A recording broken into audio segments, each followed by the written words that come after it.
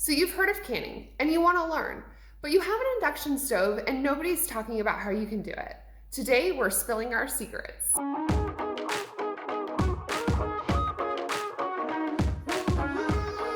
I have my hair up and we're in the kitchen today. We have 2 pork shoulders that I need to take care of today. The first one we just went ahead and stuck in that crock pot, and if you're interested in our recipe for pulled pork sandwiches, go ahead and take a look at the link below.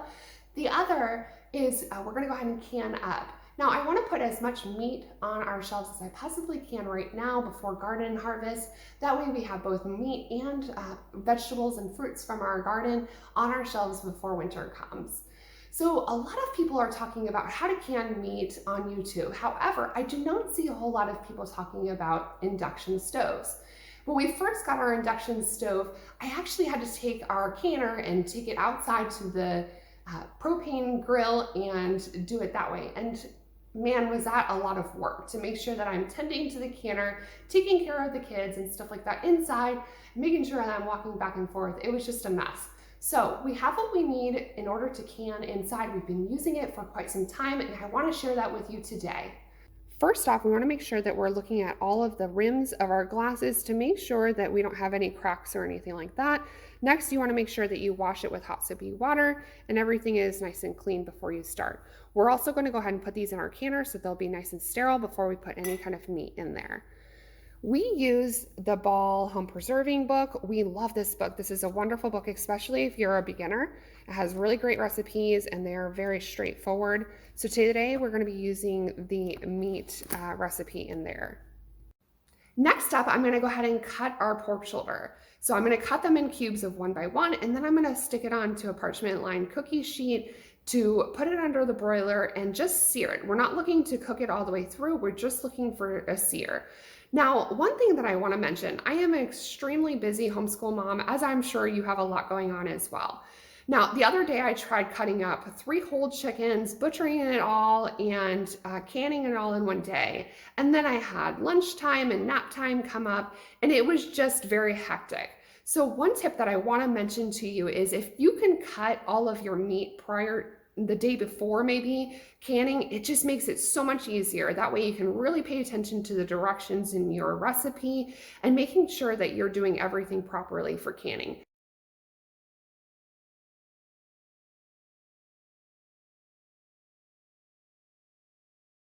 Now I want to mention with when you're cutting a pork shoulder especially, there's a lot of fat on here. So you can see here at the bottom, there's a lot of fat right here. Obviously you can't do much with the marbling, but you want to make sure that you're cutting off as much fat as you possibly can, because the fats and oils in a can is just going to make the meat go bad faster.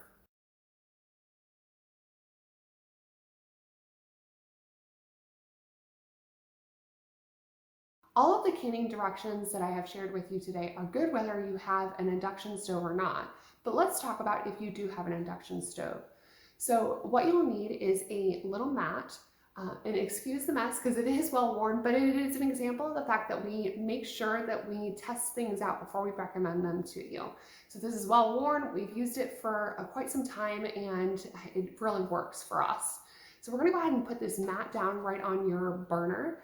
And then you're going to go ahead and get a thing called a cozy kit. And we'll make sure that we link all of these items below just so you can have the exact one that we have. But you're going to go ahead and lay the cozy kit right on top of that mat right there. And it does have a handle so you can go ahead and store it away nicely right into your cabinet. But right on top of the cozy kit, you're going to go ahead and put your burner as you normally would if you don't have an induction stove. So this is what allows you to conduct heat right on your induction stove with your canner.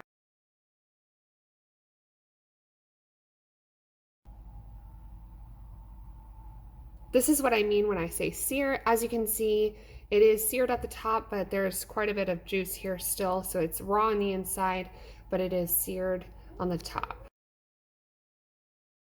I have my little helper here. He is going to fill up this jar. We're using the funnel, and he is just scooping them into the jar. We're going to fill it up to about 1 inch up to the top, and then we're going to go ahead and fill it with hot water.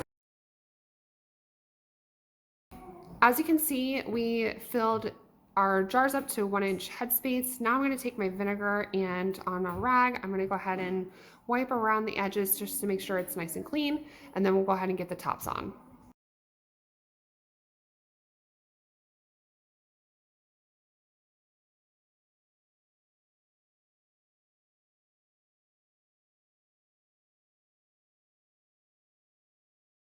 All of our quarts are ready to be canned. Now you see that I only have 4 cans in there. Maybe instead of making dinner tonight in the crock pot, I should have filled all 7 quarts up. I don't generally like to run our pressure canner unless I have all 7 filled up in here, but just for the sake of video, I'm gonna go ahead and get this started. For our altitude, we're gonna go ahead and process this at 10 pounds of pressure for 90 minutes and then go ahead and remove them. Our canner is coming up to a boil, and we are going to wait till it starts vent steaming. Right here is the vent, and once it really starts pushing out steam, we'll go ahead and set the timer for 10 minutes. We'll allow it to steam for 10 minutes.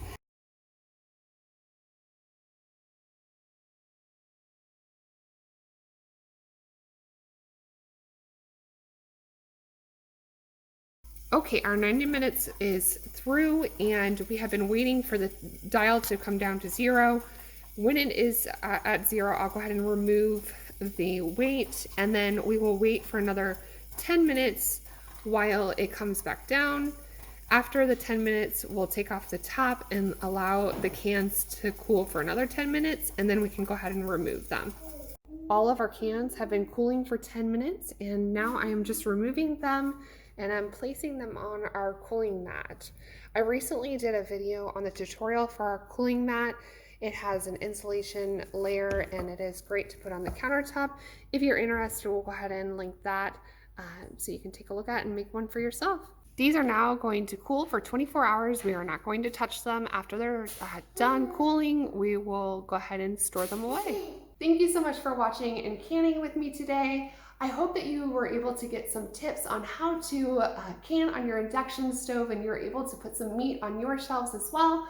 If you do not have this book, I'll make sure it's linked below. It is a wonderful guide, especially if you're a beginner canner. This really helped me out when I first started, so I highly recommend this book.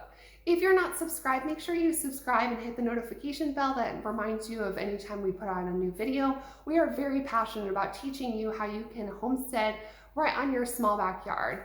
As for now, guys, I hope you have a blessed day. Bye.